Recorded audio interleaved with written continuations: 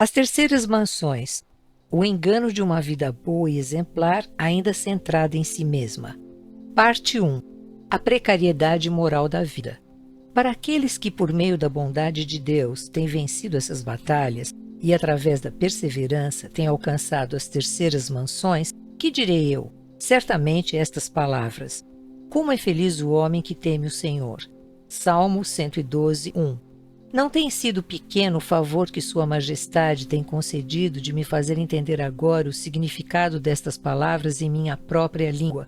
Com razão chamamos tal homem de feliz, uma vez que até onde podemos entender, a menos que recue, ele está agora seguro de sua salvação. Aqui vocês veem, irmãs, quão importante é ter vencido as batalhas anteriores, pois considero certo que o Senhor não deixará de colocar a alma que chegou até aqui em segurança de consciência. E isso não é pouca bênção. Eu disse segurança de consciência, mas errei, pois não há segurança nesta vida. Assim entendam sempre que quero dizer, a menos que ele se desvie do caminho no qual começou. É verdadeiramente uma grande miséria ter de viver uma vida na qual andamos como homens cujos inimigos estão postados às suas portas e que não podem, portanto, colocar de lado suas armas, mesmo quando estão dormindo ou comendo. Ao contrário, estão sempre com medo de ser surpreendidos por uma brecha ou ponto fraco em sua fortaleza. Ó meu Senhor e meu Deus, como desejas que vivamos uma vida tão miserável, tornando impossível de nossa parte evitar o desejo e o pedido de que sejamos dela tirados. Assim pediríamos não fosse a esperança de perdê-la por ti, ou de gastá-la inteiramente em teu serviço, e acima de tudo, porque sabemos que é teu prazer que a vivamos. Se assim for, meu Deus, que morramos contigo, como disse São Tomé, João 11,16. Pois viver sem ti e com medo de que não seja possível perder-te para sempre, nada mais é que morrer muitas vezes. Assim eu penso, filhas, que a bênção pela qual devemos orar é a de desfrutarmos a completa segurança dos bem-aventurados, pois que prazer alguém pode ter quando está sitiado por esses temores, se o seu único prazer consiste em agradar a Deus? Considerem que tudo isso e muito mais poderia ser dito acerca de algumas almas santificadas que caíram em pecados graves. E, no entanto, não podemos estar certos de que Deus nos dará a sua mão e nos ajudará a abandonar esse mal. Certamente posso assegurar-lhes, minhas filhas, que enquanto escrevo estas palavras, estou tão dominada pelo medo que não sei o que escrever nem como viver quando reflito sobre este assunto. E isso faço frequentemente. Assim, orem, minhas filhas, para que Sua Majestade possa viver sempre dentro de mim, pois caso contrário, que segurança pode ter uma vida como a minha, que tem sido tão má? Mas não se aborreçam de ouvir que ela tem sido assim. Que poderei fazer, no entanto, se eu perder esta santidade por causa de minha transgressão? Não posso reclamar que Deus tenha cessado de me ajudar a cumprir seus desejos para comigo. Não posso evitar dizer isso sem lágrimas e grande confusão quando percebo que escrevo para aqueles que são capazes de me instruir. Essa é uma obediência difícil, mas que o Senhor conceda que, como isso foi realizado em seu nome, que possa de algum modo mostrar-se benéfico a vocês. Se não por qualquer outra razão, que isso possa ajudá-las a implorar o perdão de nosso Senhor por esta pecadora miserável, tão convencida. Mas Sua Majestade sabe que só posso supor isso por Sua misericórdia. Uma vez que não posso evitar ter sido o que fui, não tenho outro remédio senão recorrer à Sua misericórdia e confiar nos méritos de seu Filho.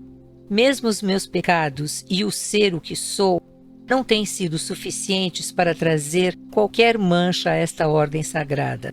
Mas desejo adverti-las contra uma coisa, a saber, a presunção. Lembrem-se de que, embora Davi fosse um homem muito santo, vocês lembram em que Salomão se tornou. Não devem se apoiar no fato de que estão enclausuradas e têm uma vida de penitência. Nem devem ser confiantes demais porque estão sempre falando sobre Deus, continuamente envolvidas com oração ou completamente afastadas das coisas deste mundo, e até onde eu sei as aborrecem. Todas essas práticas são muito boas, mas não são razões suficientes, como eu disse, para que paremos de ter medo. Repitam este versículo sempre e o tenham em mente. Feliz é o homem que teme o Senhor. Salmo 112, 1. Retornando ao que comecei a dizer com respeito às almas que entraram nas terceiras mansões, eu poderia considerar isso como um grande favor que nosso Senhor concedeu a elas. Na verdade, trata-se de um favor muito especial, a saber que elas venceram as primeiras dificuldades, pois creio que há muitas almas assim no mundo, que através da bondade de nosso Senhor estão extremamente desejosas de não ofender Sua Majestade. Elas se guardam de cair em pecado, são amantes da disciplina espiritual, gastam horas em meditação e oração. Ao fazer isso, ocupam-se bem e estão exercitadas nas obras de caridade para com seus semelhantes. São muito regulares em todas as suas ações e na administração de seu próprio lar, ao menos as que têm família. Trata-se de um estado muito desejável, e parece não haver nenhuma razão para que lhes seja negada a entrada na última das mansões.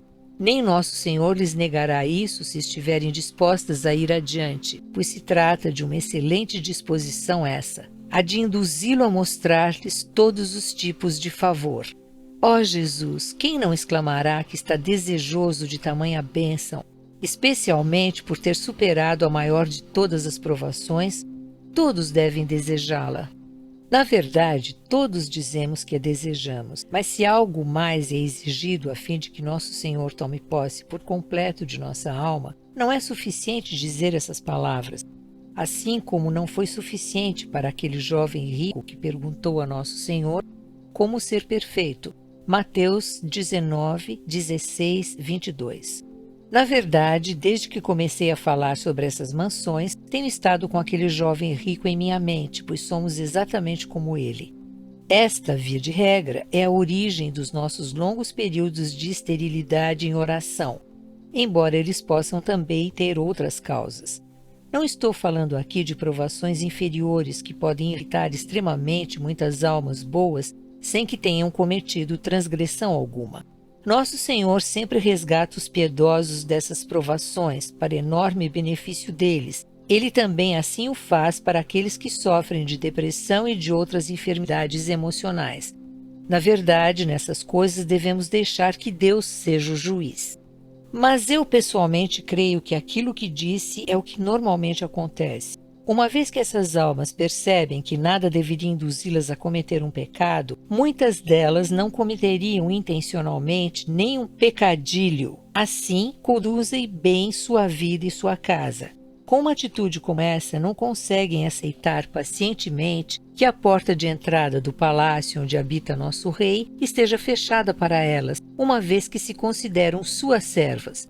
Mas embora um rei aqui na terra tenha muitos súditos, nem todos entram em seu aposento íntimo.